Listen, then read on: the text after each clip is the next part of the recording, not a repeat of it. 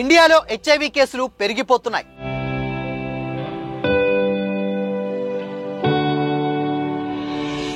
మొత్తం 29 రాష్ట్రాల్లో మన తెలుగు రాష్ట్రాలు టాప్ 5 లో ఉన్నాయి.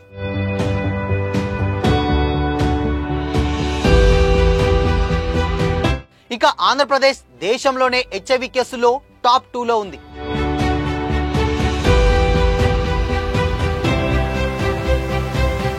ఒక పక్క ప్రపంచంలో కరోనా మహమ్మారి మళ్లీ విజృంభిస్తుంది. ఎన్నో దేశాల్లో కోవిడ్ కేసులు ర్యాపిడ్ గా పెరుగుతున్నాయి. ఈ మధ్యనే మన దేశంలోకి కూడా ఎంటర్ అయింది. లాస్ట్ 2 రోజుల్లో మన తెలుగు రాష్ట్రాల్లోనూ కోవిడ్ కేసులు రిజిస్టర్ అయ్యాయి.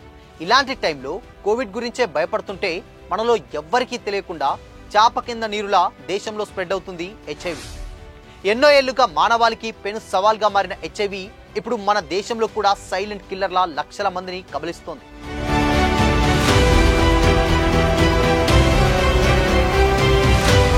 కేంద్ర వైద్య ఆరోగ్య కుటుంబ సంక్షేమ మంత్రిత్వ శాఖతో చేతులు కలిపిన national AIDS control organization NSCO research చేసి విడుదల చేసిన సంకల్ప్ బుక్లెట్ 2023 నివేదిక ప్రకారం ఇండియా వ్యాప్తంగా ఏకంగా 24.65 లక్షల మంది హెచ్ఐవి పాజిటివ్ రోగులున్నారు.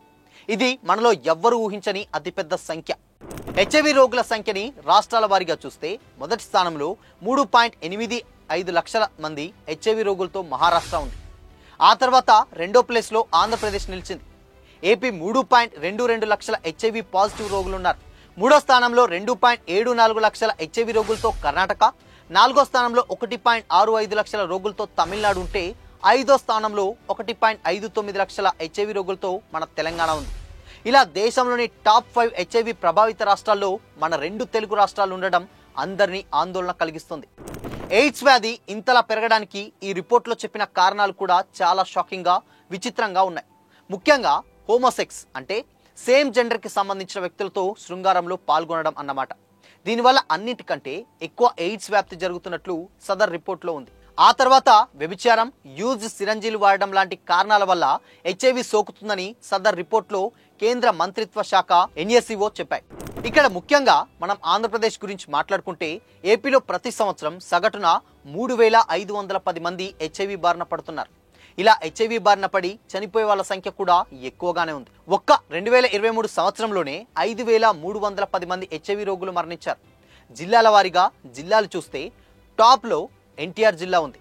ఇక్కడ ఏకంగా 19,865 హెచ్ఐవి పాజిటివ్ రోగులు ఉన్నారు.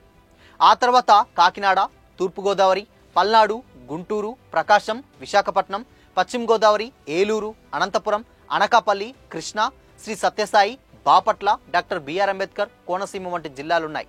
ఇప్పుడు తెలంగాణ గురించి మాట్లాడుకుంటే మొత్తం రాష్ట్రంలో 1.58 లక్షల మంది హెచ్ఐవి రోగులు రాష్ట్రంలో ఉన్నారని చెప్పుకున్నాం కదా. అందులో అత్యధికంగా హైదరాబాద్లోనే ఉన్నారు. ఒక్క హైదరాబాద్లోనే 30% అంటే దాదాపు 30 నుంచి 40 వేల మంది వరకు హెచ్ఐవి రోగులు ఉన్నారు. వాళ్ళల్లో కూడా ట్రాన్స్ పర్సన్ దాదాపు 2,000 మంది వరకు ఉన్నారని నివేదికలు చెబుతున్నాయి. ఇక హైదరాబాద్ తర్వాత సెకండ్ ప్లేస్లో ఉమ్మడి మహబూబ్ నగర్ జిల్లా ఉంది. ఆ తర్వాత మెదక్, రంగారెడ్డి, పెద్దపల్లి, నల్గొండ, ఖమ్మం, నిజామాబాద్, వరంగల్, కరీంనగర్, ఆదిలాబాద్ జిల్లాలున్నట్లు TCSCS అంటే Telangana states AIDS control society అనే నివేదిక చెబుతుంది. ఇక్కడ ఇంకో షాకింగ్ విషయం ఏంటంటే హెచ్ఐవి బారిన పడుతున్నటువంటి వాళ్ళల్లో ఎక్కువగా 15 సంవత్సరాల నుండి 49 సంవత్సరాల లోపు ఉన్న వాళ్ళలోనే ఉన్నారట. అంటే ఎక్కువగా యువతే ఈ మహమ్మారి కోరల్లో చిక్కుకుంటున్నారన్నమాట. ఇక హెచ్ఐవి కేసులు ఇంతలా పెరిగిపోవడానికి కూడా కొన్ని కారణాలున్నాయి. అందులో మొదటిది దీనిని గుర్తించడంలో ఆలస్యం కావడం. హెచ్ఐవి సోకిన వ్యక్తిని ఆ వ్యక్తి ఉందని తెలియక శృంగారంలో పాల్గొనడమే దీనికి ముఖ్య కారణంగా కనిపిస్తుంది.